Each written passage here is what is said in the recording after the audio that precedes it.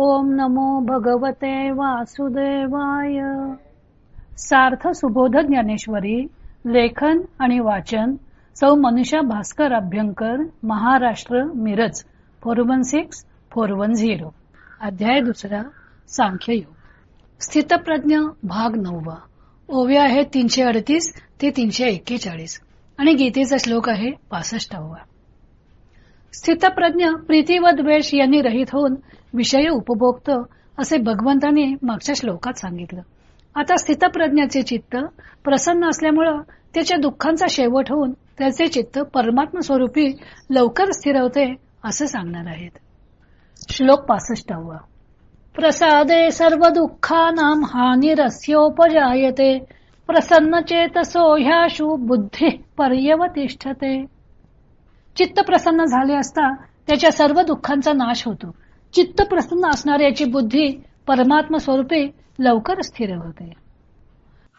देखे अखंडित प्रसन्नता आथी जेथ चित्ता तेथ रिगणे नाही समस्त संसार दुःख.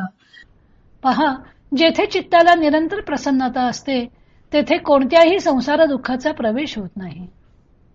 जैसा अमृताचा निर्झरू प्रसवे जयाचा जठरू तया क्षुधे तृषेचा अडधरू काहीच नाही.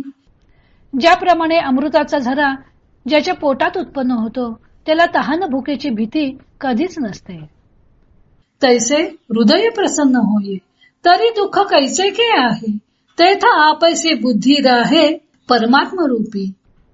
त्याप्रमाणे अंतःकरण प्रसन्न झाले तर मग दुःख कसले आणि कोठले. त्यावेळी परमात्म स्वरूपाच्या ठिकाणी बुद्धी सहजच स्थिर होते. जैसा निर्वातीचा दीपू सर्वथा नेणे कंपू तैसा स्थिर बुद्धी स्वस्वरूपू योगयुक्तू. ज्याप्रमाणे निवाऱ्याच्या ठिकाणी असलेली दिव्याची ज्योत मुळीच हलत नाही त्याप्रमाणे योगयुक्त पुरुष स्वस्वरूपी स्थिर बुद्धीने राहतो. भगवंत गीतेत सांगतात की सुख किंवा दुःख हे मनाच्या स्थितीवर अवलंबून असतं. परमात्म स्वरूपी मन स्थिर होण्यासाठी मन शांत आणि निर्विकार हवं. पण विषय वासना त्या मनात विकार उत्पन्न करते व त्यामुळे मन अशांत आणि अस्थिर बनते. तुकारामाने म्हटलंच आहे की मन करारे प्रसन्न सर्व सिद्धींचे कारण. कोणतीही व्यवहारातली गोष्ट करताना सुद्धा मन प्रसन्न असेल तर त्या गोष्टीमध्ये समाधान प्राप्त होते.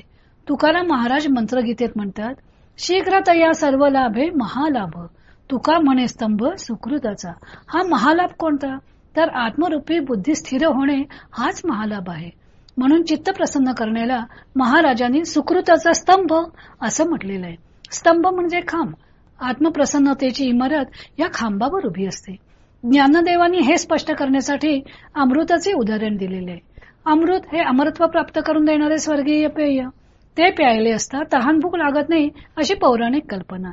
जठर मनुष्याला भुकेची जाणीव करून देते. पण जठरात अमृताचा झराच व्हायला लागला तर त्याला तहान भुकेची जाणीव तरी होईल का? तसे जर चित्त प्रसन्न झालं तर दुःखाची जाणीव होईल का? दुःखाची जाणीव कुणामुळे होते तर मनामुळे होते. ते सुख दुःखाची जाणीव करून देणारे मनच जर प्रसन्नतेने भरलेले असेल तर त्याला सुख दुःखाची जाणीवच होणार नाही. स्थितप्रज्ञाचे वर्णन करताना त्यांनी आणखी एक निर्वातीच्या दिव्याचा दृष्टांत दिलेला आहे. वारा नसलेल्या ठिकाणी दिव्याची ज्योत शांत व स्थिरपणे तेवत असते, जरा सुद्धा हलत नाही.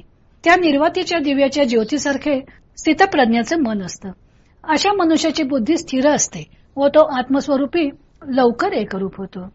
असा इंद्रिय निग्रह करून मन योगयुक्त केले नाही तर त्याचा काय दुष्परिणाम होतो ते भगवंत पुढच्या श्लोकात सांगणार आहेत. तो भाग आपण उद्या पाहू.